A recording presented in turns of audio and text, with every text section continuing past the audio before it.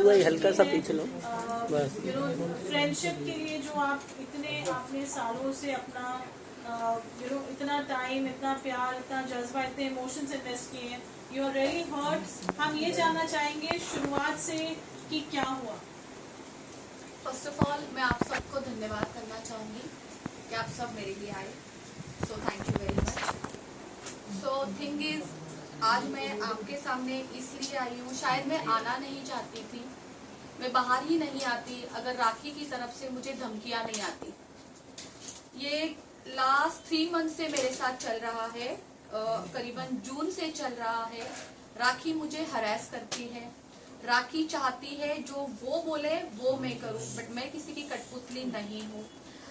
19 तारीख की रात को राखी ने मुझे थ्रेट्स किए हैं। राखी का कहना है अगर मैं उसके खिलाफ एक बात भी करूंगी, किसी को जवाब भी दूंगी, या उसको ये डर है, कोई मुंबई में आए हैं उनके फ्रेंड, उनके एक्स हस्बैंड, तो उनका मुझे कॉल आएगा या मैं उनके साथ चली जाऊंगी, उनका वो डर था, उस वजह से उन्होंने मुझे थ्रेट्स किए हैं। और या वो उनके दिल में ही ये बात थी कि राश्री को एक ना एक दिन थ्रेट्स करना ही है, उसको धमकी देनी ही है, तो उन्होंने मुझे इतनी गंदी धमकियां दिलाई है। रात के कुछ 1-1:30 बजे उन्होंने 19 तारीख को मुझे धमकी दी है। तो मैं आपको पढ़ के बताना चाहूंगी कि वो धमकी क्या है। और मैं ओशिवरा पुलिस स्टेशन जाके कंप्लेंट करके आई हूँ, राखी ने मुझे क्या धमकियां दी है।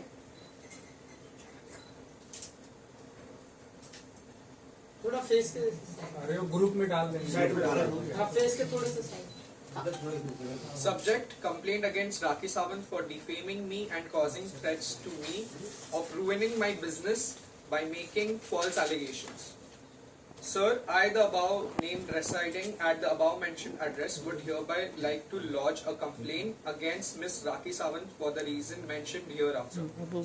First, I state that since last few days, Miss Rakhi Sawant has been causing mental harassment to me by causing me threats that if I speak against her in media or if I take any legal actions against her, she will defame me and cause harm to my life by exposing me in media.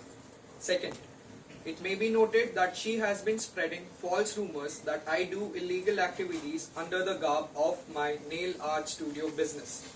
She also has been defaming me by telling various people that I am into illegal acts. Third, it may be noted that she has been threatening me and falsely implicate me in case if I don't do whatever she tells me to do.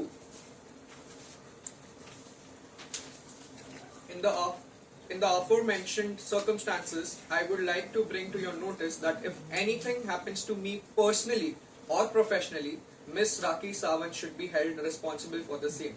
Kindly note this letter is for purpose of information to maintain records for further in case if I have to take any legal actions. Thanking you. Yours faithfully, Rajeshri More. So देखा आपने, अब मुझे राखी से इतना डर लगने लग गया है ना। एक टाइम पे हम दोस्त हुआ करते थे, इतनी अच्छी दोस्ती निभाई थी मैंने, मैं उसके लिए एक पिलर बन के खड़ी थी। आप सब लोगों ने देखा है, पूरी जनता ने देखा है, उसका जब एक बुरा टाइम चल रहा था, उसका पिलर सिर्फ और सिर्फ ये राश्री मोरे थी। और आज उसी राश्री मोरे को ये वो कह रही है कि अगर तुम मेरे खिलाफ कोई बात करती हो, अगर तुम मेरी बात किसी से भी शेयर करती हो जो उसकी पर्सनल चीजें हैं, हालांकि मेरा वो नेचर नहीं है कि मैं किसी की पर्सनल चीजें बाहर लेके आऊं, लेकिन होता है ना, जो चोर होता है उसे डर भी होता है। तो चोर इस तरीके से डर चुका है, इस वजह से उसने मुझे इस तरीके से धमकी दी है।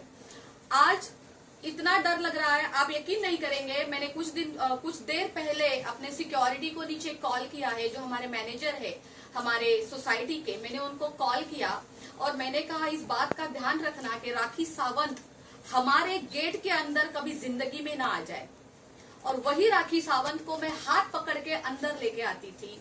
मेरे घर में वो, इस घर में वो 10-10 दिन रही है, उसका मैंने इतना ख्याल रखा है, मेरे साथ रखा है, मैंने उसका एक सिस्टर की तरह, एक मम्मी की तरह ख्याल रखा है, क्योंकि वो, मैं सोचती थी वो अकेली है, वो अकेली है, उसके पीछे कोई नहीं है।